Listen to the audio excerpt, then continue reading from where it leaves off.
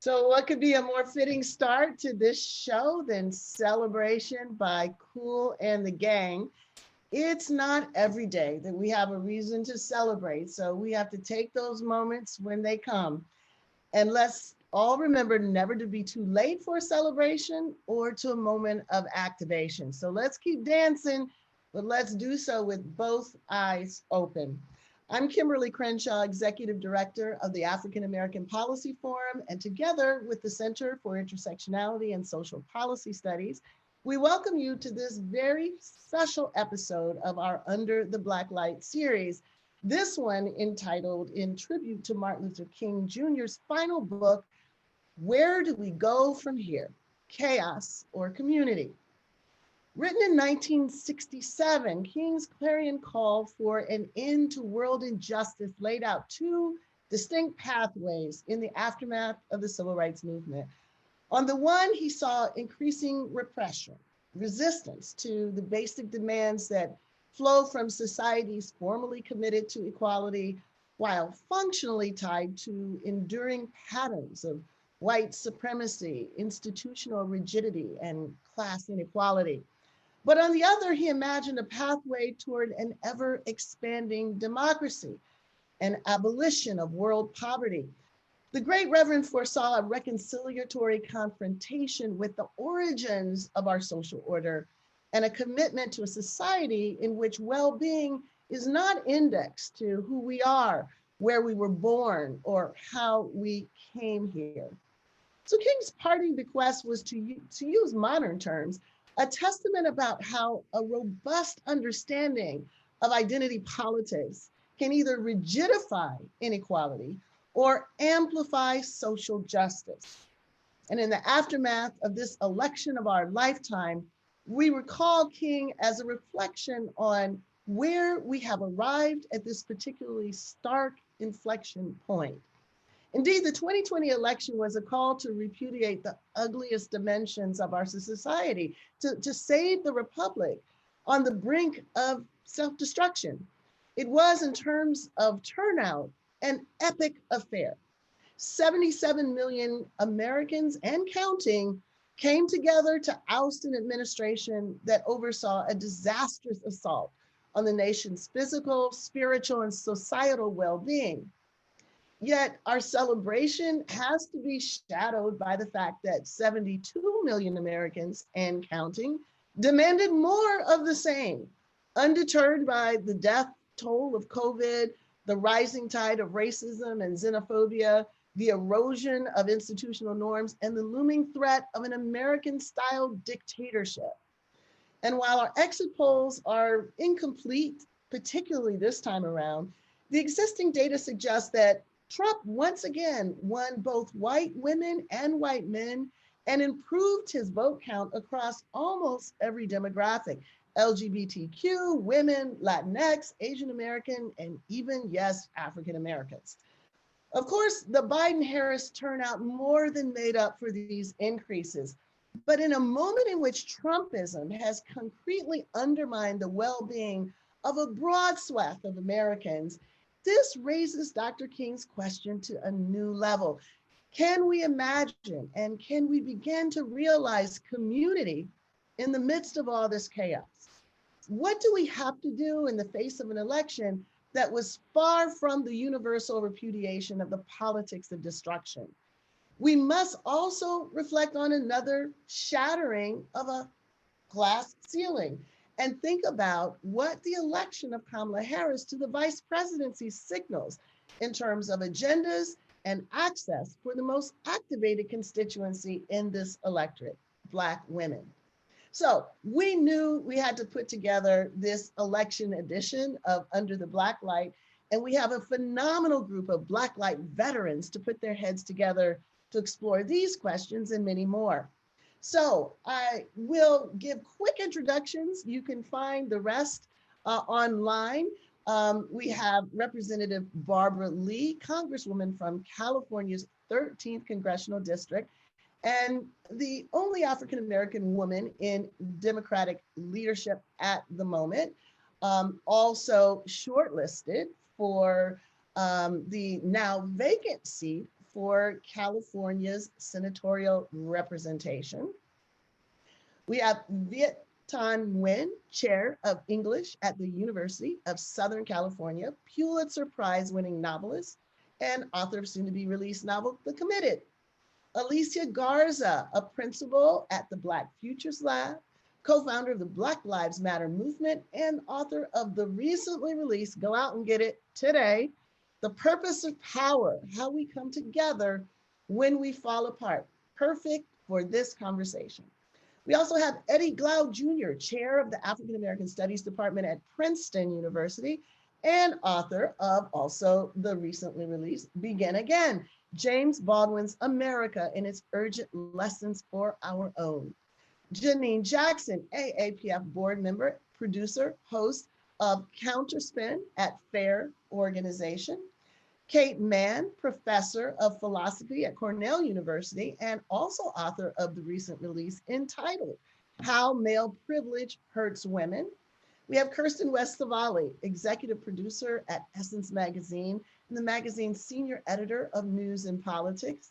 And Emery Wright, the co-founder of the incredible organization Project South, which played a key role in Georgia's Blue Wave.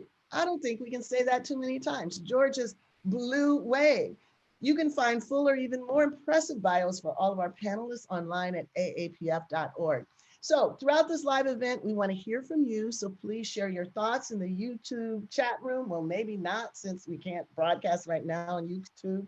So tweet at us at AA Policy Forum using the hashtag Under The Blacklight. So let's dive right in. So I'm going to try to move everyone through 3 successive chapters in our conversation. First, what happened?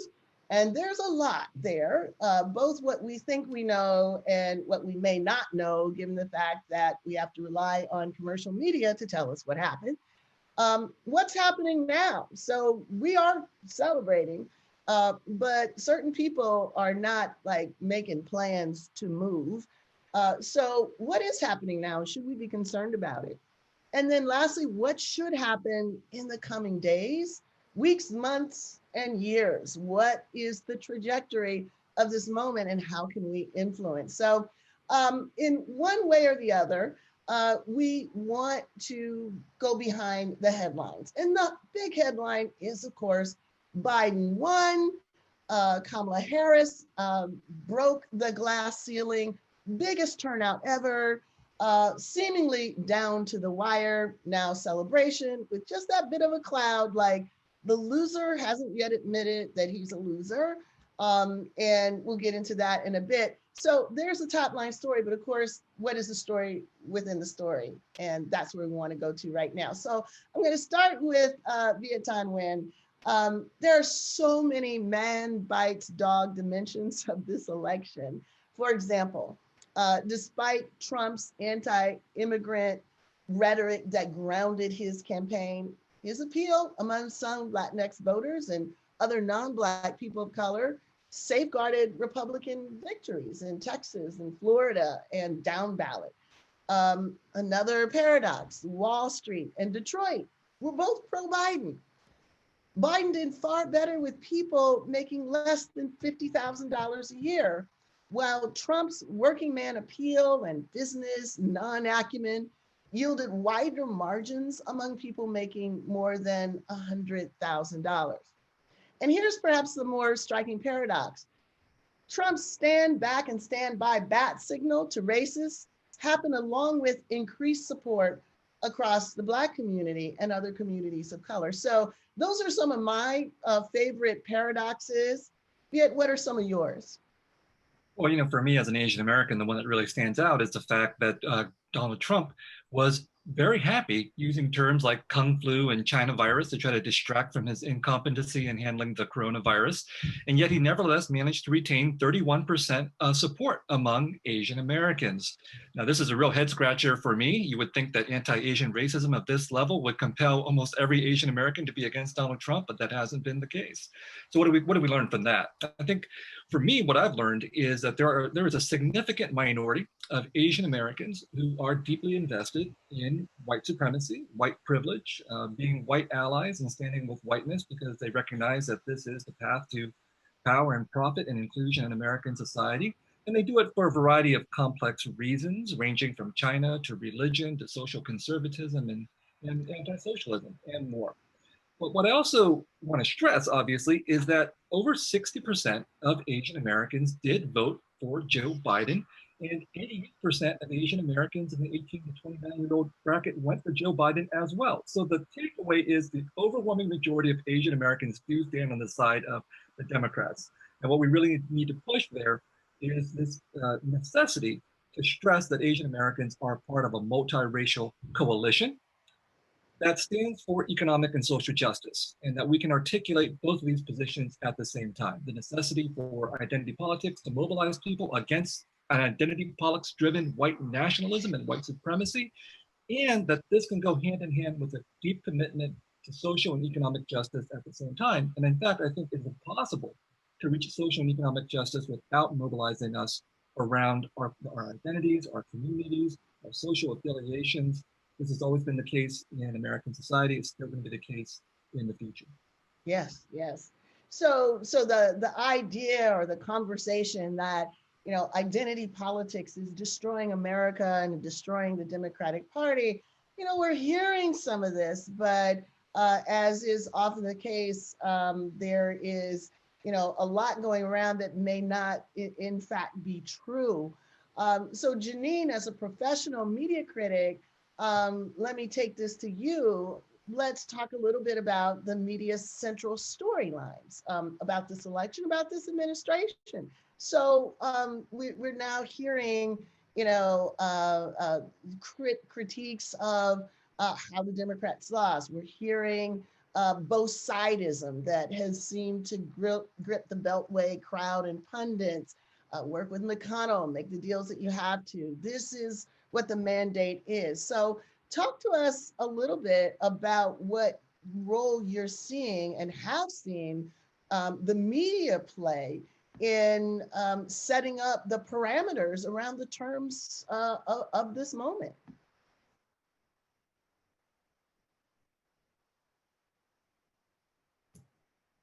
Janine, is your mic on?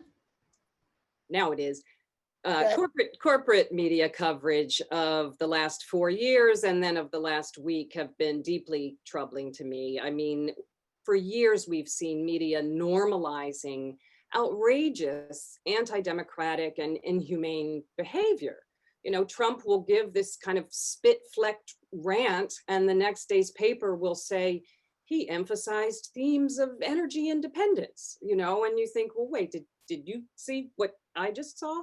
You know, and at the same time, they've been misrepresenting public opinion, lying to us, about what we believe and what we can do. So it's not a surprise that now elite media are leaning hard into the kind of corporate Democratic line that Black people and activists cost Democrats a landslide, and that somehow the lesson of the last 4 years is for media to pay more attention to aggrieved white people and to push against the transformative ideas that people are literally out in the street calling for. You know, popular ideas like healthcare for all are presented as unpopular, as marginal or radical in an effort to constrain our political possibilities. So yeah, we're seeing this emerging line that Biden can't or shouldn't govern without kowtowing to McConnell. They're assuming results from Georgia, right?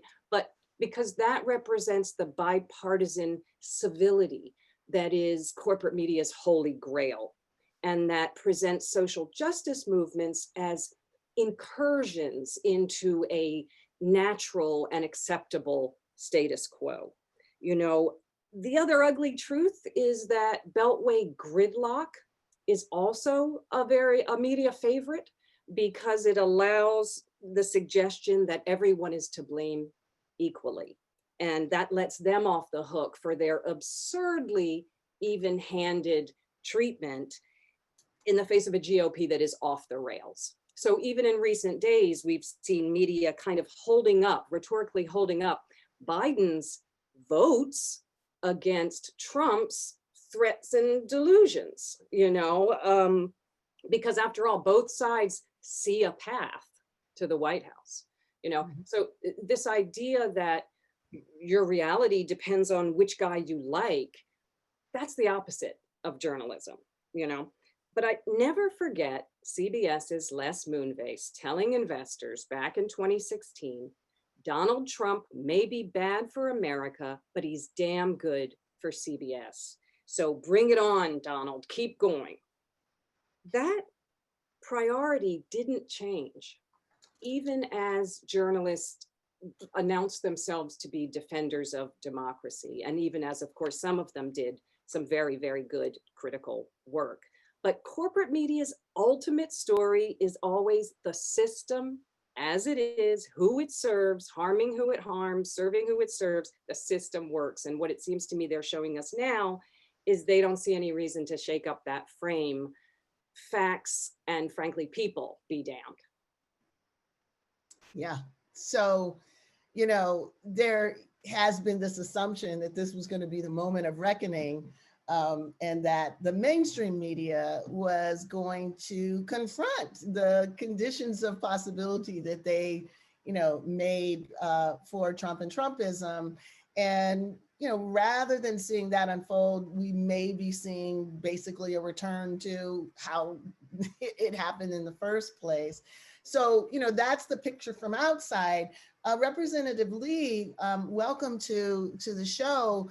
I'd like to turn to you to get a sense from, what it looks like on the inside. I think a lot of folks who were part of this groundswell may not really know that there was a platform and you were part of that platform. And there are realizable dimensions of that platform that actually counter this argument that there really, this election doesn't really turn in any substantive way. So what is it that you're reading in this election, and what should most people know about actually what was in the platform? What actually this is all about? Thank you, Kimberle. Glad to see you again. And if intersectionality, if people don't know what that means now, they better get with the program. Thank you for being such a tremendous leader and helping us organize around intersectionality, helping us look at policies. Everything we have to do, we have to see that as a lens to look at it. Now, the platform, I was actually on the drafting committee of the platform in 2016 and in 2020. What the platform is supposed to be, and believe me, nobody reads it, but it's supposed to be the agenda, okay, for the White House. So in 2016, we negotiated a platform between the Bernie delegates and constituencies and the Hillary constituencies. Everyone said it was the most progressive platform ever. And because I did not endorse either one, I stayed neutral. I was able to help negotiate that platform. Fast forward to 2020. Let me tell you, and we have hearings around the country, and so it's important that we had different voices. Reverend Barber, for example, was part of our platform presentations. We have a presentation from Alicia Garza and Black Lives Matter. We had a really broad-based group of individuals and organizations providing input into the platform. Also, the Bernie task forces, the task forces that were established had Bernie constituents and delegates and had Biden delegates. So what our job was to take the results of the task force, which were primarily consensus task force, not on everything, but mostly everything, and then frame that into a Democratic Party platform and write it. So there were 15 of us, I believe it was 15 on the drafting committee. Once we drafted, then we take it to the full platform committee, and the full platform committee adopts it, and that's supposed to be the guidelines and the criteria that any president should use for it. For example, now what's in it? We have in our platform, and when you look at it, racial justice and addressing systemic racism is all through the platform in every single policy, whether we're talking about climate change, whether we're talking about education, whether we're talking about criminal justice reform, housing, foreign policy. We have a section in about Africa and the Caribbean. We have sections in that platform as it relates to Black infant mortality, maternal mortality rates, and what to do about it. And so this platform gives a sense of what this Biden administration must, if we make sure they do in terms of the accountability that we must have with any president, make sure they follow it. And that they lead with saying, we're going to, for example, the Hyde Amendment, which has denied access to reproductive health care as it relates to the all options, including abortions. That's been in policy since the 70s. So that has denied women of color and poor women access to abortions. So we put in the platform, we're going to repeal the Hyde Amendment, repeal the Helms Amendment, which again is the global policy that denies women abroad the access to the full range of reproductive health services. And so the platform is a platform that speaks very proudly and profoundly to racial justice and eliminating and cracking these chains of slavery that still exists. We actually endorse reparations in the platform, my commission on truth, racial healing, and transformation. So I hope people read it because it's a bold, visionary platform. It's not 100% of what myself as an African-American progressive woman would want. I want 100%, but I would say we have 90% of what I think can be embraced by our young people, because the movement of young people and Black lives and our dreamers had to be taken into account in terms of priorities for the Democratic Party platform. So, and there's so much there that I hope listeners do hear, partly because I think, number one, what has the party done for me lately, framework probably circulates far more broadly than what is the platform that we can stand on to fight for circulates. So the idea that we can actually say things like structural racism, which this president wants us not to be able to say, like the executive order saying, you cannot talk about structural racism, critical race theory, implicit bias, white privilege. I mean, really trying to say, these are words that cannot be spoken, which basically means these are ideas that can't activate the kind of advocacy that we need to realize these things. That's what's on the Republican side of things. What's on this platform implicitly assumes that we are going to have to talk about these things in order to build on the platform. Yeah, so, Kimberle, it says that in the platform, though. We didn't even dance around the use of terminology such as systemic racism, or looking at reparations, or any of the hardcore issues that we have to address honestly and authentically. We wrote that into the platform, but again, nobody reads it. But I hope this time, part of this is accountability, and part of this is making elected officials, including our president and vice president, become accountable to the Democratic Party platform, which is the people's platform, and it is a progressive platform, and we should really embrace it and work with the administration to see it enacted.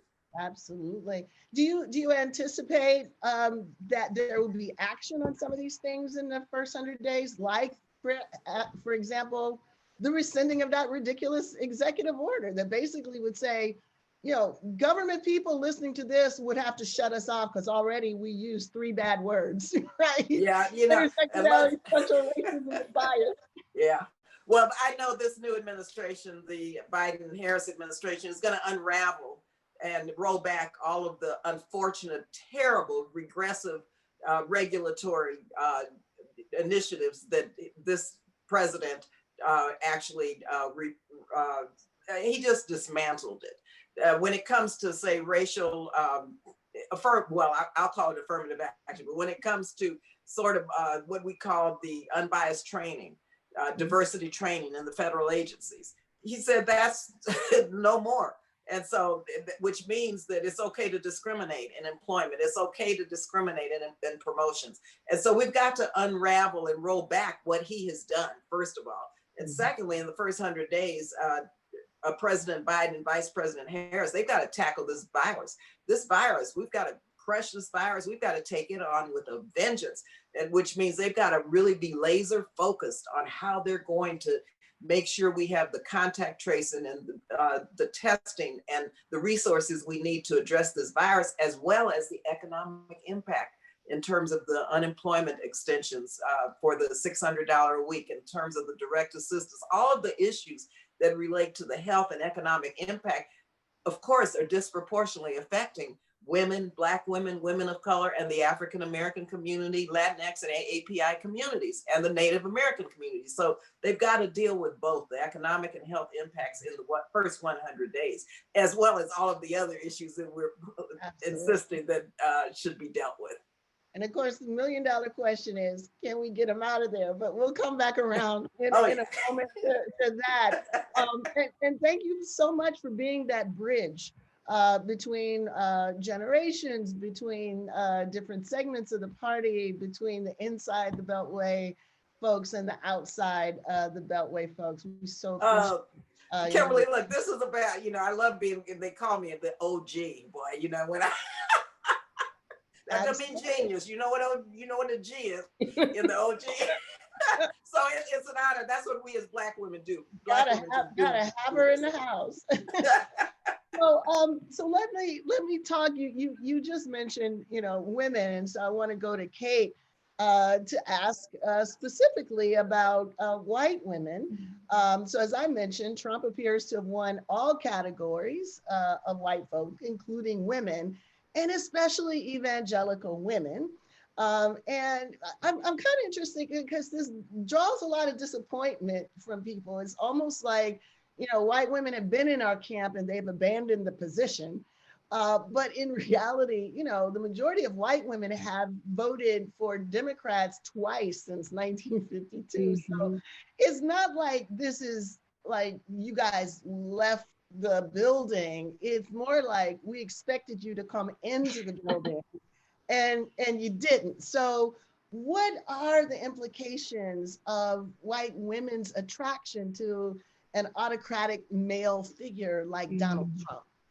Yeah, well, I so appreciate the chance to speak to this, because I think it is beyond time for a reckoning. So nothing that I'm going to say in any way excuses, let alone justifies, white women's incredible complicity with white patriarchy. I do think it's really useful to see it in a historical lens and to see that white women have always and continue to be highly complicit with and highly attracted to authoritarian leaders like Trump. So a book that I found very illuminating on this subject that was just out on yesterday, is Ruth Ben Ghiat's Strong Men, which details the way racially dominant women have always been a big fan base for authoritarian leaders, including modern authoritarian leaders like Berlusconi in Italy. And so I think in some ways what we're seeing is the profoundly disappointing continuation of a very long trend where white women vote for what they're racially invested in, which is maintaining white supremacy. They vote with their husbands, who we know from Pew data are predominantly white men. We know that white women are in fact the least racially diverse in terms of their choice of partner when they're partnered with a man. That will be 90% of the time a white man, which is really remarkable. And that puts white women in a highly morally compromised position, where they go along with white supremacist and patriarchal social forces, both because it's in their racial interest and because of that selfishness and cravenness, and also because of what I call a kind of sympathy with white men. That's a kind of disproportionate, undue sympathy for and willingness to side with white men or any racially dominant man in the relevant context over female feminist solidarity, which should be, and hopefully one day will be, with the most marginalized women, with women of color, with Black women in particular in the US context. But my word, we have a long way to go. And yeah, as I said, it's beyond time for that reckoning to take place. Yeah, yeah. And you know, I think it just helps for people to contextualize it as you did, in terms of relationships that are not just in the US. This is, you know, sort of a global phenomenon, and being able to frame this within the conversation of patriarchy. It's one of the ways that bringing race and patriarchy together allows us to see these patterns, you know, sort of as more historical and global. Not that it's a solution, obviously, but you know, knowing what we're up against is always informative, rather than sort of seeing it, you know, as uniquely American, and uniquely about white women.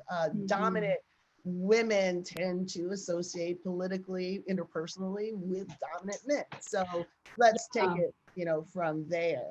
I mean, it's really striking to me that in Berlusconi's Italy, you know, some of his biggest fans and some of his, you know, most strongest and most enduring fan base was, again, white women. And so we see that there is, yeah, a sense in which maybe we were led to be too optimistic about white women's feminist solidarity with women of color and Black women. And what we have to do is, again, not making excuses, but see this as par for the course historically. White men tend to attract the loyalty, subordination, and I think of it as subordination with a smile from white women like me. And that means that I think people like me have a special responsibility in the wake of the election to continue that difficult task that hopefully we've been undertaking since 2016 of going and getting our people and figuring out what's going on. It's helpful for us to remember when we're talking about the women's vote, and we're talking about the women's vote on the progressive side of the line, we're not talking about the white women's vote. We're talking about the women of color vote. And sometimes truth in labeling, you know, makes all the difference in the world. On that note, Alicia, let me ask you, so what are you saying? What did we witness in this election? Particularly, what was the role of Progressive Coalition, the role of Black Lives Matter? You know, we're hearing, you know, the media trying to jump on it and diminish the activation that happened. So what are you seeing? Oh, I got a lot to say here. Well, let me start off with this. I am so appreciative to be in such an illustrious group of people, because I think that what this indicates is that we have a lot of layers to pull back here. I actually maybe have some difference with the assessment of what happened. I actually think that there's a few things that were at play. Number one, our opponents have a very, very sophisticated machine, and they use the same playbook over and over and over again. And they are very good at repeating messaging. And the messaging that they repeated over and over again was rioting, looting, and socialism. And so when you look at communities of color, particularly communities of color that may be immigrant communities, socialism is a big thing for people. And lots of people in America can't tell you what socialism is, but they can tell you that it's bad, especially if they come from a place, right, where corruption took over not just the economy, but society. I think there's also the question here of evangelicals and the organizing power of evangelicals in this election cycle. And when we're talking about white voters, I actually think we got to do some cuts here, because there are certainly lots of people who are being mobilized and were mobilized through their places of worship, through their places of faith. And ultimately, this strategy has been a core strategy of our opponents for the last 30 plus years. And they are sharpening and they are honing and they are getting better at it.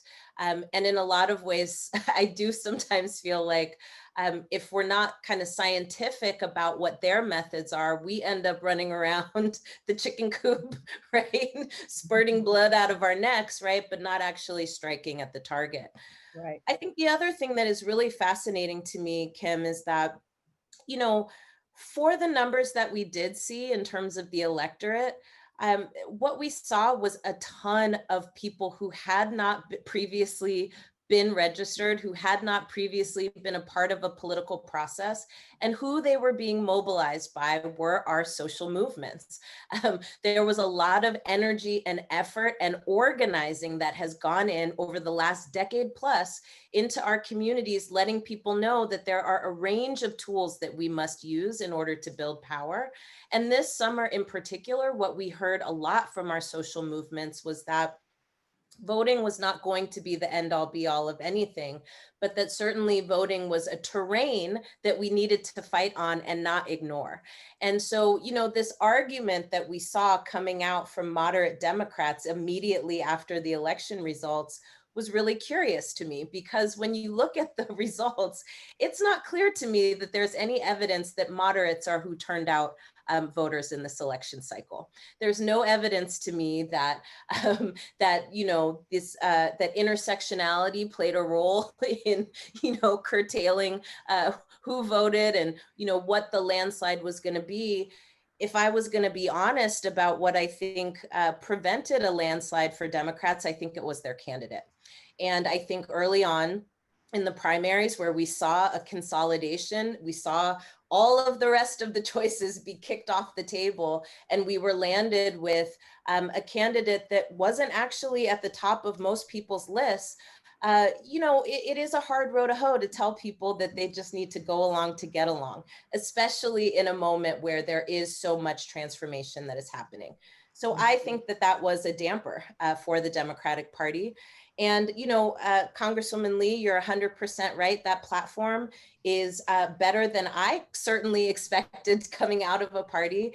And it breaks my heart that folks don't read it. But what I think that we do need to be doing is making it a mandate for governance, because that platform does talk about a lot of really powerful things that we would not expect to come out of this party. And we need to hold the party accountable to its own rules. Yeah.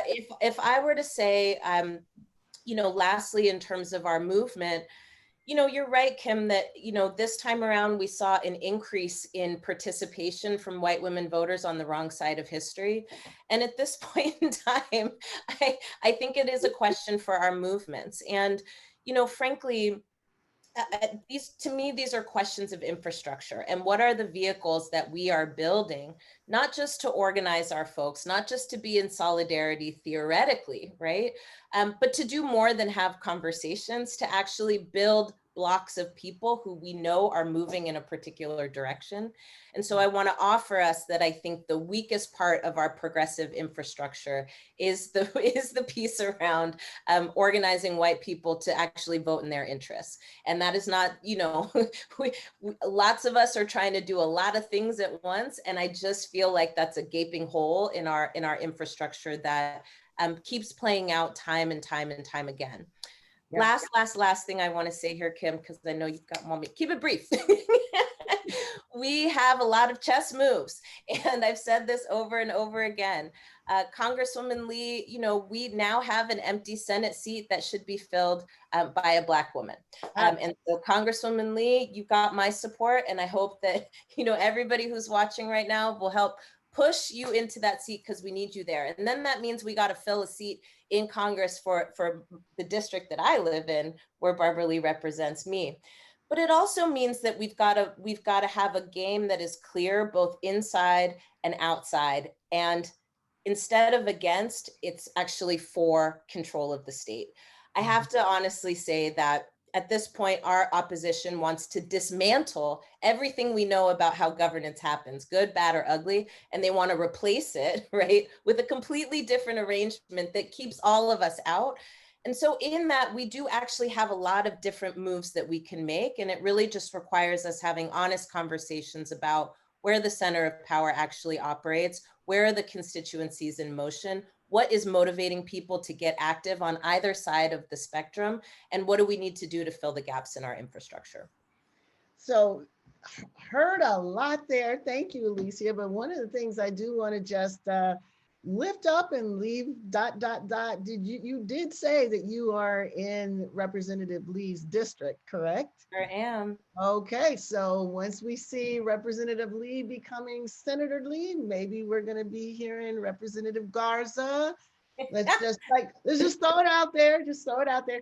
But one of the most important things that I hear you putting on the table, both you and Representative Lee, particularly as we talk about fighting for the platform, in order to do that, we have to stay activated. And one of the problems that has happened in the past is that we're activated to get through this election cycle and then quickly deactivated. And I think it's two sides. It's not just people and it's not, not the party. It's both of these things. So this has got to have a new ending, right? It's got to have, a new middle where the activation is the plateau.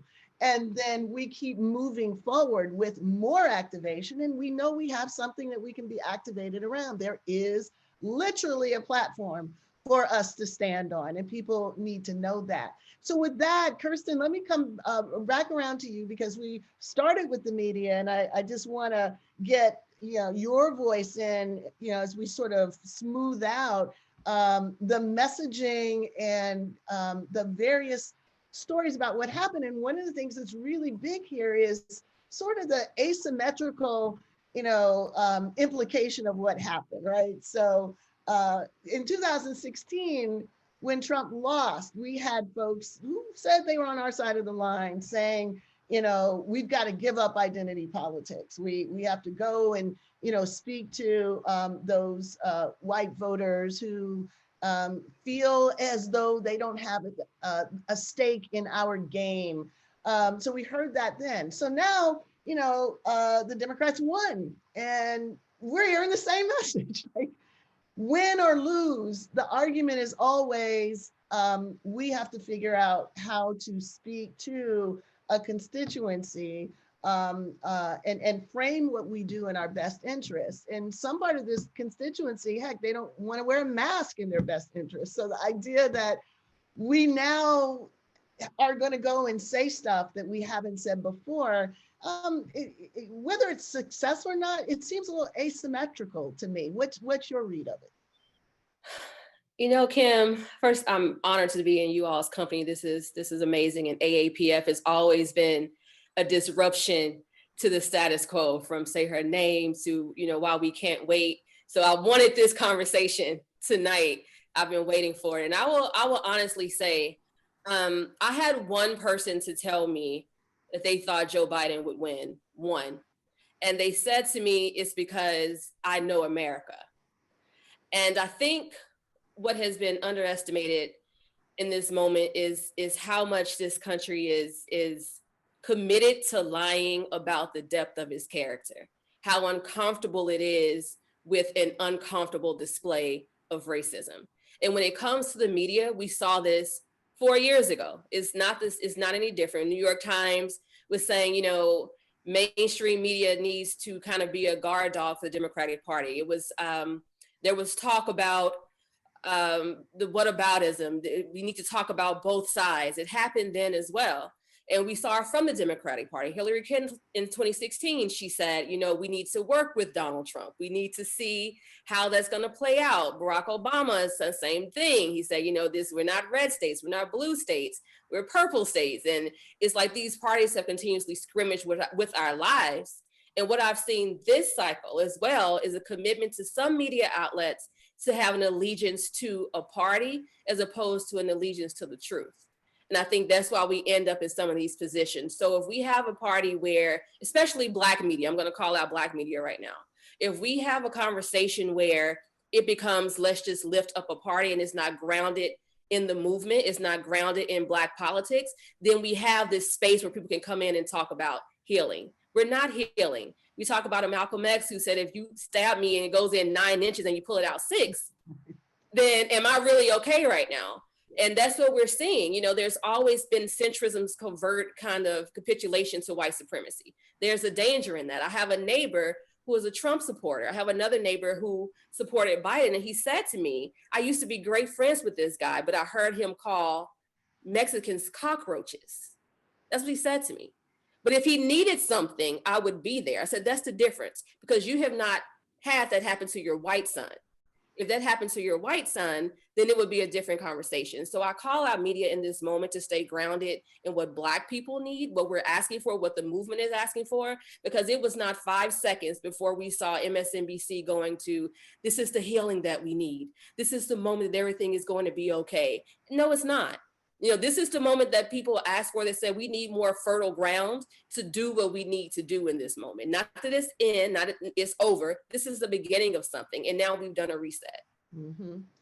And so, Kirsten, you've taken me straight to Eddie Glaude, particularly on the question of healing. So, Eddie, I want to bring you in, and both rely on your spiritual work and your historical work. So healing sounds great. You know, we are a people who want to get beyond. We are a people who, you know, seek, you know, community. But there's also the reality that healing as a discourse, as a rhetoric, has been used in our own history as a way of denying and facilitating deeper patterns of oppression. Reconstruction was brought to an end under the frame of healing. It was just a healing that threw us under the bus for basically the North and the South, white folks, to get together and put that Civil War thing behind us. So what do we need to be concerned about with this current, you know, conversation about healing? What needs to happen in order for it to actually have, you know, some real transformative impact rather than simply a repressive one? Well, first of all, I'm just delighted to be a part of this conversation. So thank you for inviting me. So look, I want to echo something that Kirsten said, and that is that in order for there to be genuine healing, we have to tell the truth. We have to tell the truth of how we got here. We have to tell the truth of what's motivating 72 million people to vote for someone who's demonstrated who he is for the last 4 years, to vote for a party, to double down on a party that has enabled a person who is obviously incompetent, that's led to 240,000 people dead, the continuation, I mean, everyday mendacity, just lying through his teeth every single day. And then of course the corruption and graft, and then they double down on that, right? So we have to tell the truth. But you think about it, let's just go back to C. Van Woodward's classic, The Strange Career of Jim Crow. And he talks about, you know, African Americans gained their rights through a falling out of white people. Right. And now they stood to lose their rights through a reunion of white folk. Mm-hmm. So when we think about reunion, and we think about, you know, David Blight's classic book with regards to reunion and the Civil War, when we think about redemption and the lost cause, we know what that means. That is to say that healing always happens on the backs of those of us who bear the burden of America's lie. You see? So what they have to do is they have to deny the reality of who they are, which means that there's some of us who have to bear the brunt of the compromise. So as they're talking about healing in this moment, right, what does that mean? Defund the police is bad? What does that mean for us who are having to bear the burden of how our communities are policed? What does that mean to talk about Medicare for all in the way that they're talking about Medicare for all? I'm just trying to go down the line of the policies that will disproportionately impact our communities. And what does it mean for the Democratic Party to walk that back? Even though we have the platform and we need Senator Barbara Lee. Let me just say that very clearly. We need that very clearly. Put it out there. Let's just put that out there. We're going to claim it. So, you know, just really quickly, though, I think it's really important for us to just name the insanity. This third way Democratic approach, which many of us saw coming from Gary Hart, the DLC, that led to the election of Clinton. We can go down the line. We can call it Clintonism. We know what it is.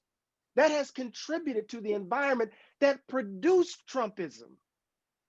It's not just a Republican story.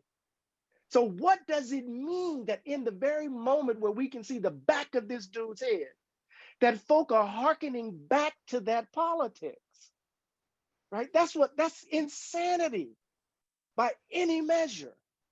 And so I think we need to tell the truth if there's going to be genuine healing. And what we have to do is to say, we're not having that. Not this time. Not this time.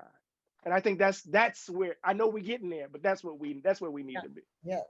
So on that theme of we're not having it, it's important to then say, so what are we having? Like what's on our plate?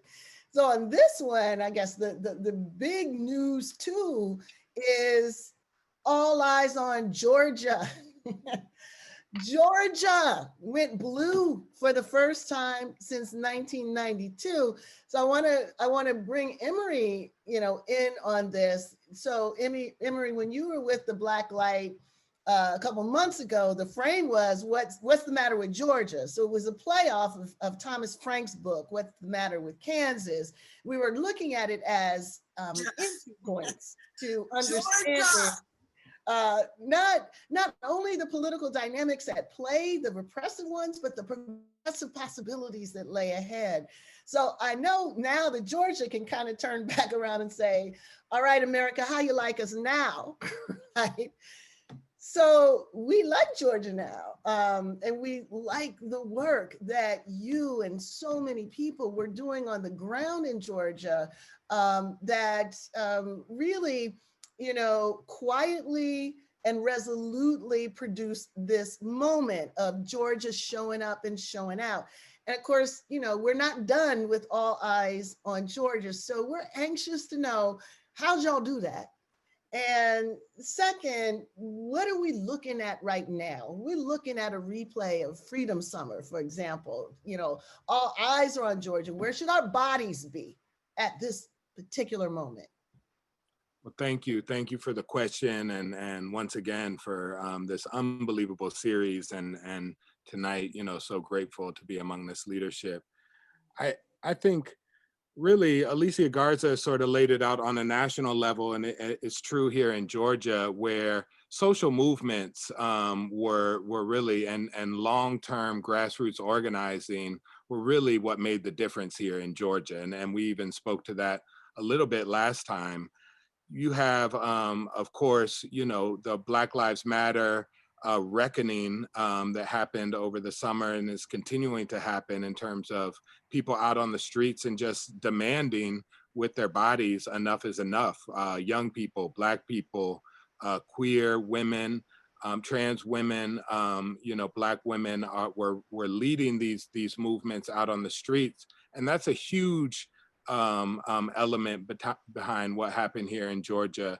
And you have long-term organizing. I mean, the whole country is talking about, rightly, the long-term work that Stacey Abrams and New Georgia Project have been doing, NSA and Black Voters Matter, doing work. But I think to a point that Kirsten made around sort of naming the reality that a lot of media had allegiance towards the Democratic Party. What's been unique about Stacey Abrams' work and Black Voters Matter is that allegiance from the very beginning. What's been brilliant, visionary, and effective about that statewide work is the allegiance has been to Black people and Latinx people here in Georgia. And that's what made it radically different from the other voter mobilization work we've seen national election after national election.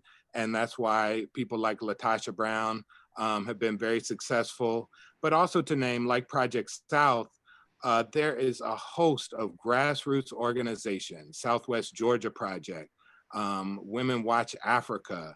You have the Hunger Coalition of Atlanta that have been doing work and continue to do work year after year. And this time it really paid off. Those numbers we got out in Atlanta, counties that now everybody knows, DeKalb, Clayton, Fulton. These are counties we've been working for years. And so it did pay off, that long-term organizing work. And the payoff was to defeat Trump. It was a tactical victory to give us as social movements more space to build, to redouble our efforts really, and build stronger movements from the bottom up that are going to transform Georgia and the country. And I want to just really zero in on the last thing you said, tactical, right? Because some people, and particularly the way the media talks about it, it's it's the whole basket or the no basket. And in fact, thinking about this as a long-term strategy, thinking about this as tactical maneuvering, that's a different kind of mindset that comes from social justice organizing from the bottom. And so the ways in which it's framed or sometimes misframed shows, whether you're talking about a social justice framework, for activism, or whether you're doing the once in 4 years, kind of approach. So much, happening. What is it that you all are looking for? Because now, what this administration will begin with, whether it's going to begin with a Senate that is more beholden to them than one that's actively hostile and will do to a Biden administration what the Senate did to an Obama: obstruct, obstruct, obstruct. So what is it that you as an activist are looking for, expecting to see from, the rest of the country that's deeply invested in this tactic being productive? That's right. Well, yes, and it is. It's going to be a big run, over these next weeks. We have to get both these gentlemen on the screen to become U.S. senators, and there's going to be a lot of energy put into that. Project South is part of alignment here in the South called the Southern Movement Assembly, and we're talking about how we can move all of our forces from across 13 Southern states here into Georgia for this run. We're also going to have, the whole country is coming to Georgia, and my big message to them is, don't gentrify Georgia, y'all. We know what that looks like. Y'all are coming, and we do want and need support, but we don't need people coming to try to think that they know better to help us. There is leadership. I just mentioned a whole bunch of organizations on the ground. We got plans. Follow local leadership. They're gonna come in and buy lots of things, because you have to if you're visiting a state. I do it if I go somewhere. They're gonna buy coffee, and in this case, they're gonna buy photographers and poll workers, and they're gonna buy all sorts of things, Airbnbs. Buy Black, buy Latinx. It's a simple thing to do, but respect the racial dynamics and the years of anti-Black racism we've been facing in this state, and don't just fall into what's most comfortable or talking to people who you already know. But the most important thing is follow the local leadership. We do know what we're doing. If people didn't believe that before, maybe you could believe that now, and just come in and support, but follow the local leadership. Yes, thank you and particularly for that gentrification point, which is something that we've been talking about, with the Trump refugees, right? Of which there are many. It is still, a neighborhood that's defined by the base, and move in and respect, not move in and take over. We're going to reset in a second, but before we do, I want to come back to Representative Lee, just for two thoughts on what happened and what's happening now. I guess I'll go to what's happening now. Should we be alarmed by some of what we've heard lately? So yesterday, President Trump fired the Secretary of Defense. Fired. Well, I think we should understand that on January 20th, President Biden and Vice President Kamala Harris will be sworn in. Mm-hmm. But having said that, this man is a national security threat and has been from day one. I do a lot in the national security space, foreign policy, military policy agenda of the House. And we knew from day one what he was up to. Now, the way he is operating now is like strong men operate in a dictatorship, okay? And we have to recognize this has been part of their agenda in terms of the erosion of the public sector, in terms of really embracing what dictators embrace and how they move forward. And we, many of us go abroad, talking about fair and free elections. We monitor elections, we supervise elections. Mm-hmm. And so there is no way we can do that with any integrity anymore until after this. because we can't tell any other country about fair and free elections, given what this man is doing.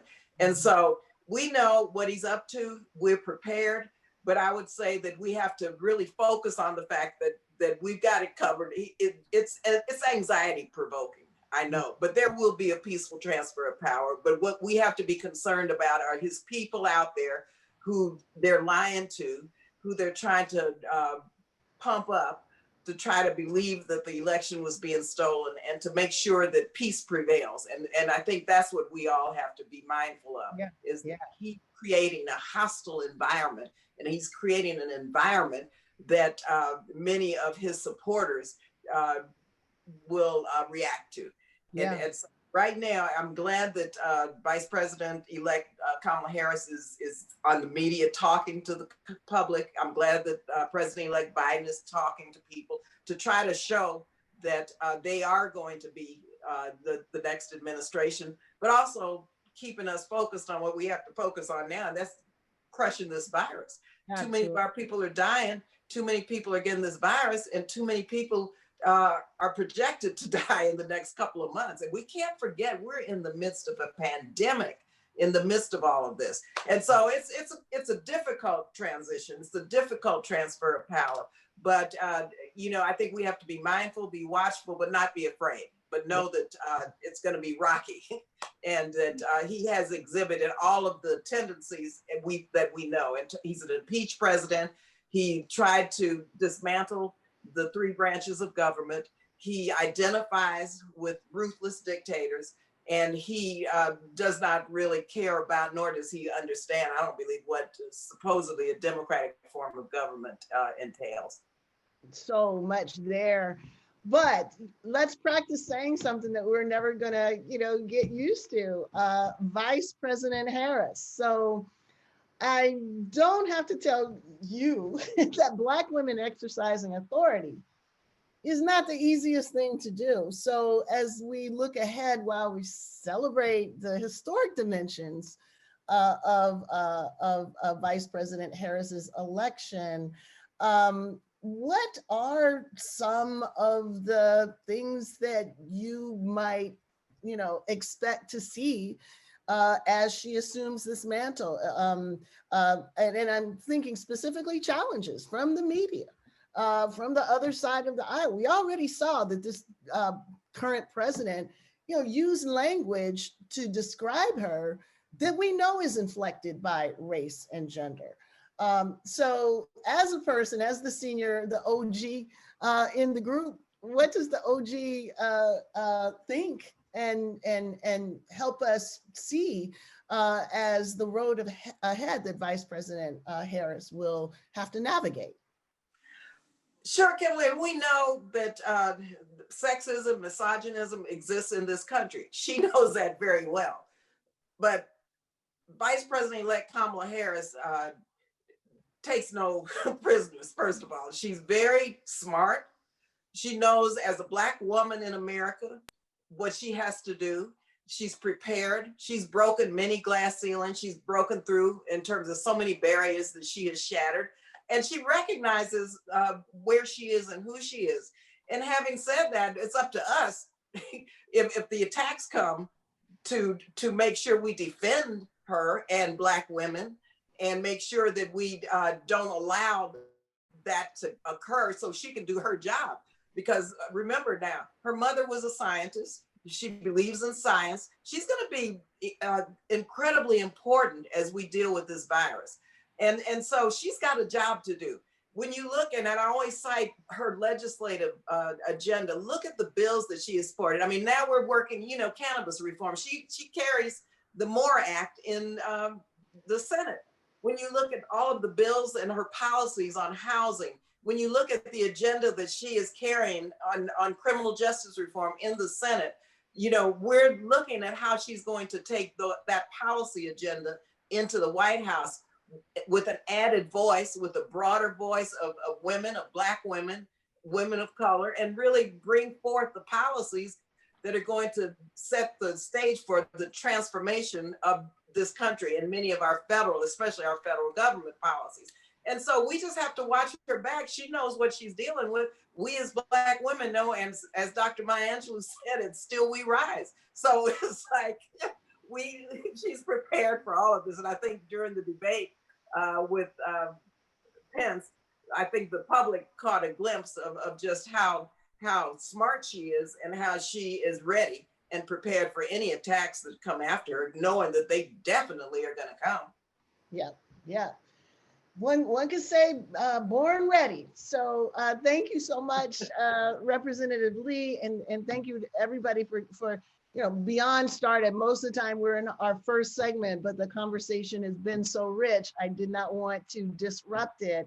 But we do want to hear from those of you who are listening. So I'm going to reset real quickly to hear from Owoye. And then when we come back, we're going to have a roundtable, just quick responses to where we are now and where we are going with this new table that's been set for us. So Owoye, bring us into conversation with what folks have been talking about. Hey, Kim. There's so much great conversation in the chat tonight. In response to the question of community or chaos right up top, there were a lot of people saying we have a strong coalition when we come together, and I vote community. So everyone is just really thrilled to be a part of this incredible conversation. People were also holding up the Indigenous community, saying things like, our Indigenous sisters and brothers have showed up. We need to discuss this. In terms of how people are receiving news and understanding the larger landscape. One person said, we need to learn more about our role in politics. I've never heard of the platform. And so people have been sharing links in the chat. And then one person echoed, yes, understanding the platform gives space for accountability. There's a lot of people building off of and echoing all the wonderful ideas you all are offering about different pathways forward. One person said, we need to do what Germany did after World War II and have a reckoning about our racist past. Another said, it's time for us to help ourselves and be for us, by us. Another person said, stick to the mission regardless of the party. And yet another arguing that voting is not the most important terrain, organizing is. We deserve much better candidates. As you've all been discussing, one person mentioned that they would love to hear continued conversation and wisdom from the panelists about how to organize to stop the Republican drive towards a coup. And lastly, on a much lighter note, there was a pretty great debate happening. Someone said, this panel is like Marvel's Justice League. And another person said, it's more like the perfect team from Wakanda. So everyone's really excited to be with you all here tonight. And thanks to everybody in the chat for all your great comments and questions. All right, I'll toss it back to you, Kim. Okay, thank you. Thank you, everybody. These are great questions. And I'm basically gonna turn most of these over to the panel for our quick hit round table. I'm going to come back to the top and start with you, Viet. So, there are questions about how do we at this point, read the situation more critically. There are questions about, are we close to like a coup, or should we be worried about that? And I guess the biggest thing is, the Republicans have spent a lot of money over the last, several election cycles, really trying to peel off pieces of this coalition. And there is a sense that, well, maybe the Democrats need to take a page out of that playbook and actually go a little deeper in taking care of nurturing, broadening, deepening the traditional kind of constituency. What's your sense of what some of those moves might be or what they might look like moving forward? I think it's important to acknowledge that in a multiracial coalition, every community counts. So we can't take people's votes for granted. We can't assume simply because they are Asian or Latino, they're going to fall into the progressive side or the Democratic side. Just take Georgia as an example. There are a couple of 100,000 Asian American voters in Georgia. If they voted in the same proportion as the national polls indicate, they constituted a very significant portion of the vote in an extremely close election, and they helped to make a difference. I mean, obviously Black voters have carried, the bulk of the struggle, but in areas where Native people were voting 95 to 97% Biden. Asian Americans have voted, as I said, 60 to 88% Biden. So we need to keep on focusing on these communities. What I hear from Asian American and Latino communities is that the Democratic Party is not listening to them closely enough, is not devoting resources to them. From the Asian American perspective, we know that there's a lot of Asian American support for Donald Trump because there's a lot of misinformation going out there in Asian languages. And there's not enough of an effort right now to counter that. The effort that's coming is coming from grassroots organizations who are doing their own translations, trying to get their own information out there. But we obviously need party support and national support in order to have multilingual reach for this multiracial coalition. And, you know, on that note, you know, how so much of the organizing and the resourcing for the organizing is actually coming from the grassroots, not being funded, you know, from the top. That for many people was the Doug Jones story, right? It's sort of, you know, women and people of color actually out there doing, you know, that work. So there's both that and just the reality of the value of the vote in terms of the money that's being spent to bring it in. And Alicia, I know this was an issue that you were thinking about. We have been talking about it a little bit, you know, offline. What's the lesson that you've observed from this election cycle about the preparedness, the readiness to actually invest in the way that one would think, you know, makes sense in order to realize the possibilities of deepening and broadening the base? Yeah, well, I mean, I think that we've got to be able to bring together the party infrastructure with the organizing infrastructure that already exists on the ground. And too often those things are completely separate. You know, I talked to Latasha Brown, who's been, you know, heading from state to state on the blackest bus in America with, you know, I think they had something like 30 minibuses in addition to their big buses that they were taking everywhere. They resourced more than 600 Black organizations to really mobilize and organize in their communities. And yet they did not get resources from the party. And this isn't to bash, right, the party infrastructure, but it is to say that at the end of the day, if we want to defeat Trump and Trumpism, we've got to start getting serious about organizing. And that means we have to start moving money differently. And it means we have to start moving money to the ground. And it means that we have to continue to help water the investments that organizers have been doing without resourcing, without attention, without power for a very long time. This is part of the equation to maintaining and sustaining a different organization of power over the long term. And these aren't new questions, right? We've been talking about this for a very long time, from the state party level all the way up to the national. You know, we are in a crisis in this country, and it is not just our democracy. It's certainly about governance. And it's also very much about how we distribute power. You know, I say in the purpose of power that movements are about getting more power to more people. And so if we are going to be able to harness the power of movements, right, we've got to start thinking more strategically and creatively about how we use the tools that are available to us to catapult us into new problems to solve, as opposed to continuing to make the same old mistakes and expecting different results. And, you know, there is this assumption that self-interest is enough for, you know, the party to see this, right? But in a way, it's sort of reflecting what we see on the other side of the aisle. Self-interest sometimes is not enough to dislodge deep thinking that might be racialized, that might be, you know, if this is what I got to do to get into the party, maybe I'll risk not getting into the party. And that's, you know, one of the significant ways that doing the same thing and expecting a different result does lead to a sense, you know, of madness. Janine, Congresswoman Lee can help write that toolkit. Sorry, was I what? I was hoping that Congresswoman Lee could help write the toolkit, because she certainly knows how to bring together movement and party infrastructure to get things done. So Congresswoman, maybe that's the next project after. Yeah, it's got to be, because let me just say now, I can bash the party because I'm a member of the DNC and been in this party for a while. And believe you me, part of my being in it, and I pushed the envelope, Alicia, and you know, and thank goodness for the movement, because we couldn't do anything with the party if it weren't for the movement. And so the movement is the reason we can exist, but the resourcing of the movement is what we have to do in terms of between elections. We need to resource our young people to stay engaged and to work on building power. So the next election, they'll be ready either to run for office or be ready to elect whoever we think needs to be elected.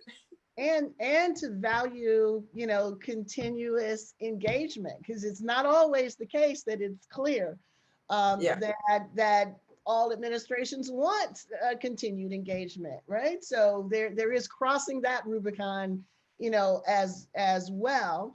I have many stories about Canton, Ohio, where I saw activation during the political campaign, and then I come back and all of those outposts and all of those offices were shut down. And just knowing what it would have looked like had the massive mobilizations in the last 5 or 6 presidencies had maintained themselves on the ground, recognizing that hasn't been the investment. That is something that seems as though a clear lesson that we could actually learn from how did this happen. And I'll now, pick up the other one that Viet just mentioned, which is misinformation. So we can talk about the fact that we know that there's misinformation and we know that the media participates in it, but what is the fix to it? What is it that critical, engagement with the media looks like? And Janine, that is the work that you guys have been doing for decades. Where are we at with that? What do we need in terms of tools to keep these possibilities active and activated? Well, one of the things that I do want to say is that we aren't where we were at 4 years ago. There's a whole lot of kids who don't give a damn what David Brooks thinks about them, who don't care what the New York Times dismisses them. It's not in their world, and that is important. We know the way the right wing play the media.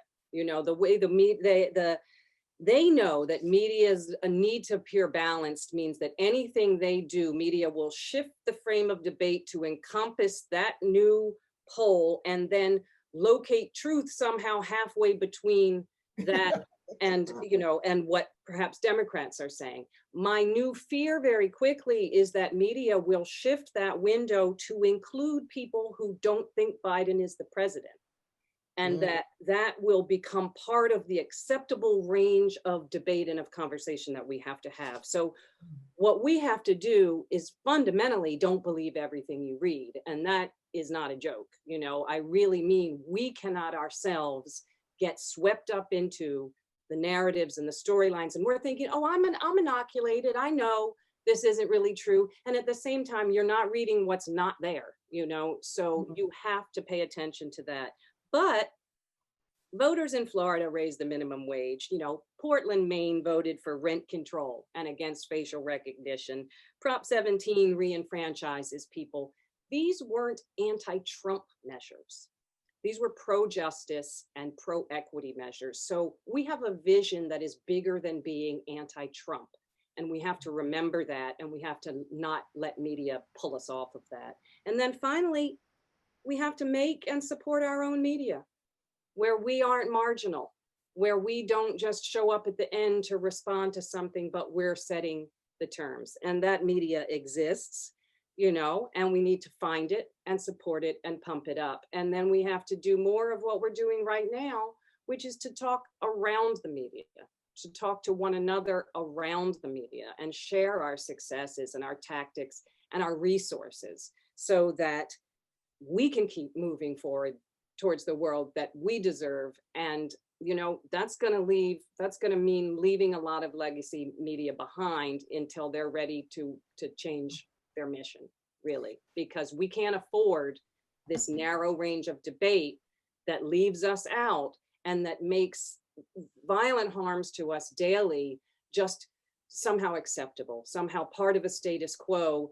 that if you're going to change it, you know, I don't know, you've got it, that's a pretty high wall. You really need to prove why you would need to change it. No, we have problems. We have problems in this country, and it's not hard to tell people that. And we have popular ideas, and part of what we need to do is cut through the lie that our ideas are not, in fact, popular, because they are. And I love your reminding us to be mindful of when the media frame expands to include the people who think that Biden is not the president. When that happens, there needs to be wholesale repudiation, absolutely, thanking, you know, of the media that allowed that to happen, because that normalization will make that tactic successful for him. Because the overall point is to undermine confidence in this presidency and in the electoral process. So it's really an important way of reading. Kirsten, you're inside that media space as well, you know, writing against the machine. What is it that you are seeing that you want to share with critical media consumption? What do we need to be thinking about moving forward? You know, just to reiterate a little bit what I said earlier, is that it really comes down to being the fourth estate and not for the state.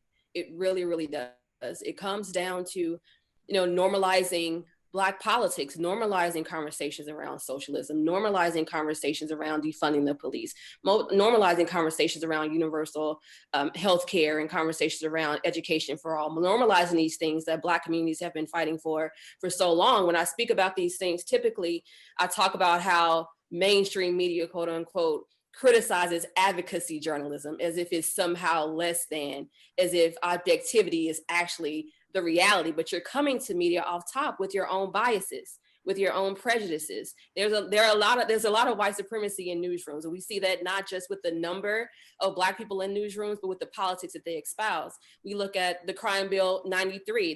There's statistics that show between the media script, I talk about how media injustice is killing Black people. There's a media script that more crime, more showing Black people doing these things, more showing Latinx people doing these things, helps to push through policies that then criminalize Black and brown people.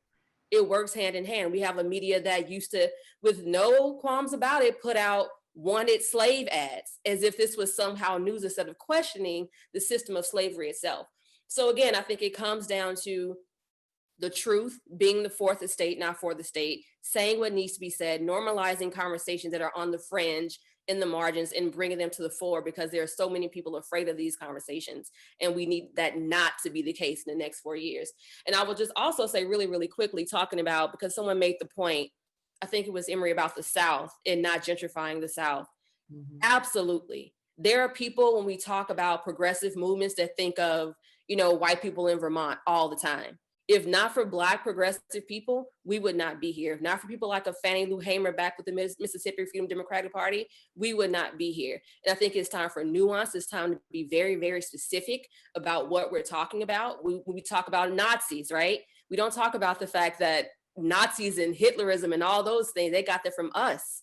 They got that from Jim Crow. They got that from, let me change that, not us. They got that from them. They got that from white leaders in this country who did that.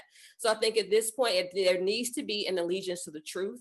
There needs to be a pushback on this kind of revisionism that we're seeing about our own country. And there needs to be across the board, from politics to the classroom to the movement, because that's the only way. I will never doubt radical love again and how it showed up in this election. But I'm very, very clear that for it to be so close, and it's how Martin Luther King said, you know, community or chaos. He said years ago, am I integrating my people into the burning house, a burning house? The house is still burning. So media has a responsibility to help kind of put some of those flames out in some areas and help lift them up in others. And on that note, Kate, let me come to you, because yeah, it was unexpectedly close. And some part of the question of community or chaos turns on, is there engagement that actually is transformative? Alicia was saying we need to put more resources and efforts, you know, in that direction. What is your sense about what that, you know, climb looks like?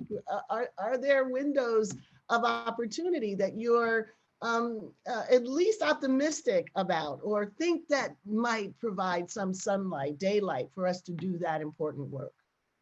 Yeah, I think my biggest thought here is the negative point that we need to stop catering to white moderates. You know, I was thinking about, you know, the namesake for this amazing episode. You know, I'm so honored to be here with my co-panelists, but thinking about the kind of perpetual centering of the white moderate and white folks in general, calls after the fact to, you know, to sympathize with the Trump voter rather than holding them accountable for the harm they've inflicted on marginalized communities for these 4 years.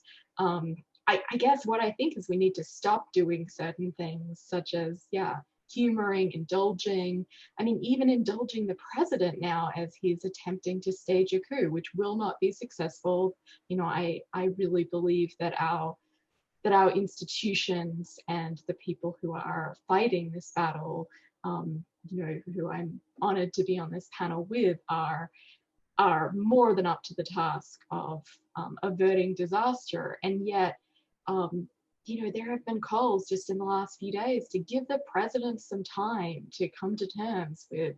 I mean, it's ridiculous. You know, it's the kind of thing that humoring, you know, a 2 or 3 year old, if they were exhibiting this behavior, would not be a good idea, let alone a 74-year-old man who has had his time, lost the election, and who needs to step aside. So I guess I think it's what we need to do is start centering discussions on the needs of the Black voters and brown voters who have long been the Democratic Party's base, who should be at the absolute center of these discussions and not at the margins of yet another boring, pointless discussion of how to win over recalcitrant white voters, and maybe how to cater to white voters who are voting for the wrong side. I think.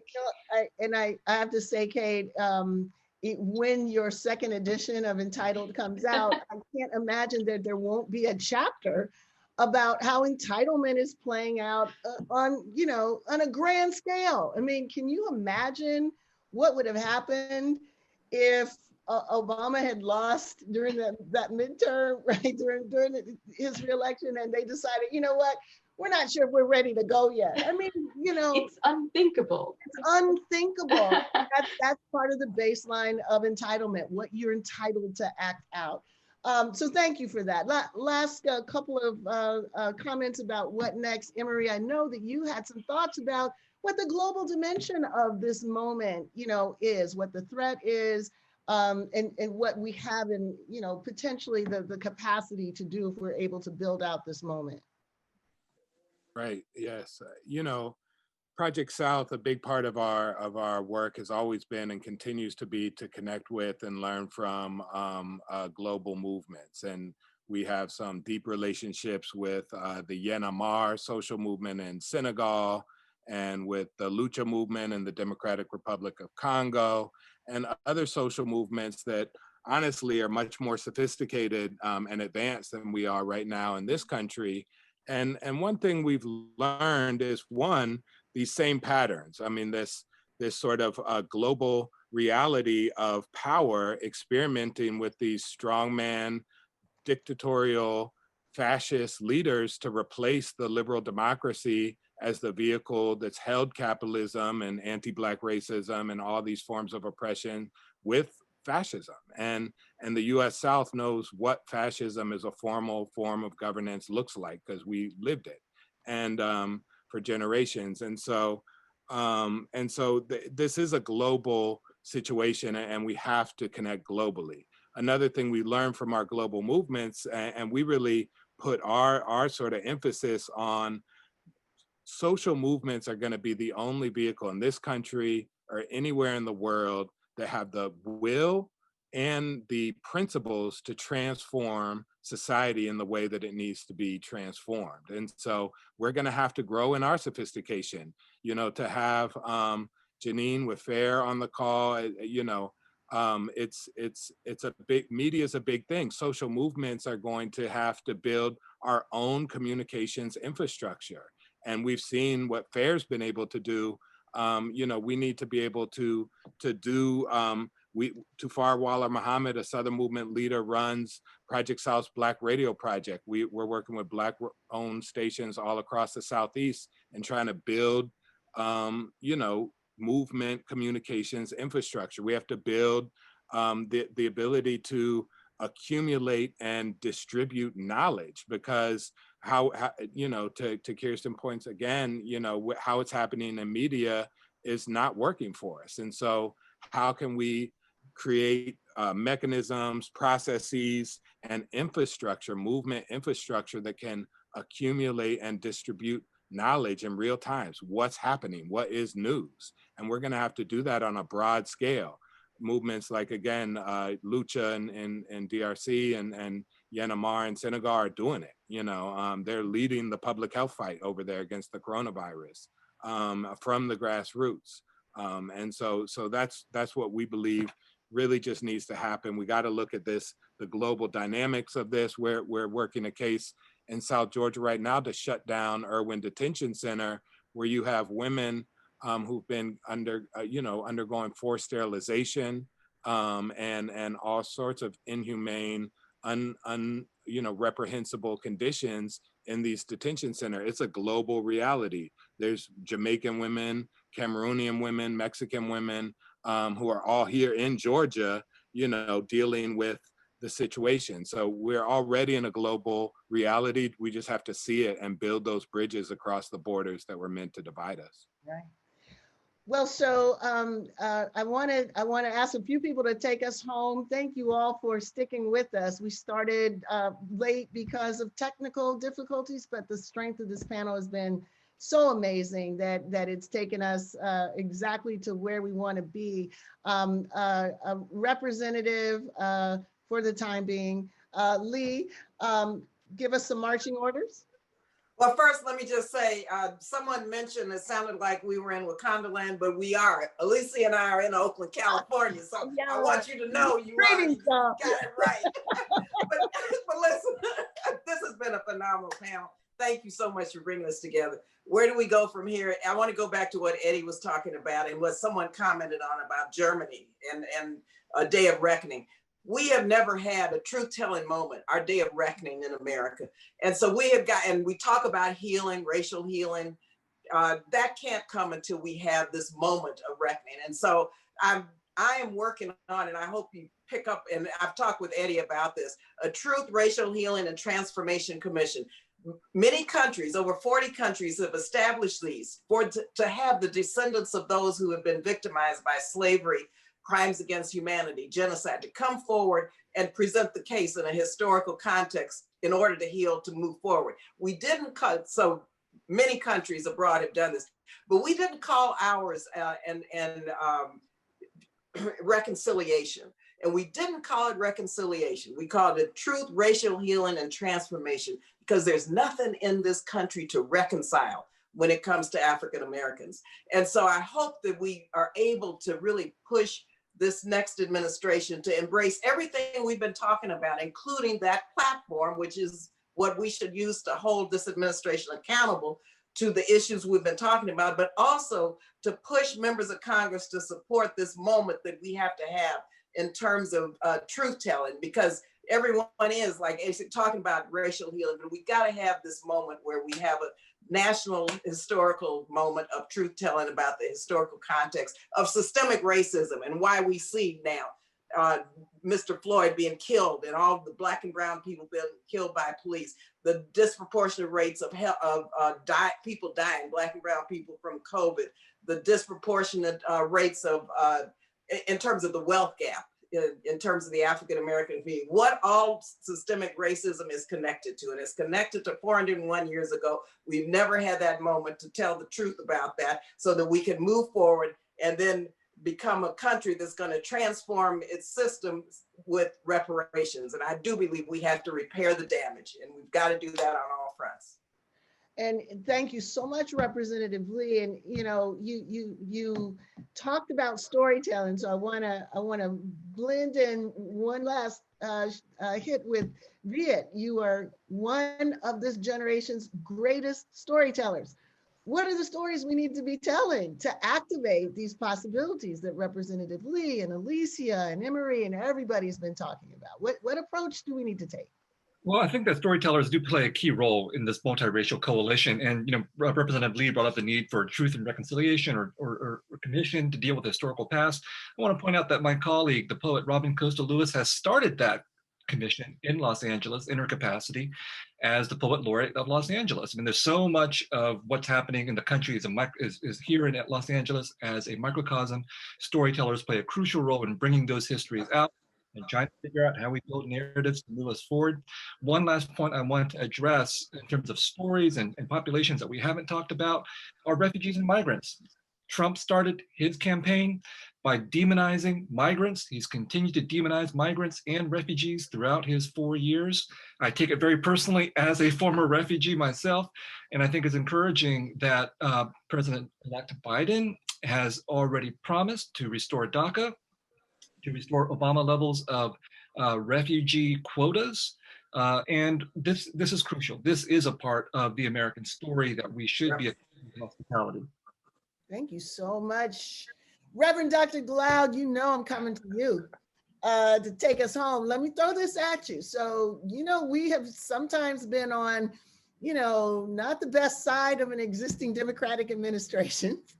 So we kind of have to grow the capacity to love and to lovingly critique. I anticipate that we'll have to continue to do that moving forward. So give us some marching orders. Give us a sense of how we navigate between the chaos that we're in and the community that we're hoping to engender. Well, I don't want to presume such hubris that I can give anyone marching orders, right? We're going to march together. That's the first thing. We have to tell the truth. What was the answer to where do we go from here, chaos or community? King was dead the next year. They elected Richard Nixon. Then they elected him again. Then they elected Jimmy Carter. We thought Jimmy Carter was going to actually respond. And he appointed all of these Black folk all throughout the administration and then did what? Austerity policies that devastated our community. In some ways, he was the first neoliberal president. Then they elected Ronald Reagan. So let's not get it twisted that because we have Joe Biden in office and because we have the first Black woman, the first South Asian, the first woman of South Asian descent, the first woman of Caribbean descent in office, that our work is done. We know the history. If we tell the truth, we know the history. So I'm a country boy from the coast of Mississippi. I grew up with hurricanes hitting the coast every other year. And what do we know? The front of the storm is rough. The eye of the storm gives you the illusion of calm, but there's the tail. We're in the eye of the storm, y'all. We need to prepare ourselves for the work that is required of us as the tail comes. Buckle up. Let's go. We got work to do. Well, he said he wasn't going to give us marching orders, but he did tell us to buckle up, put the boards up, get ready.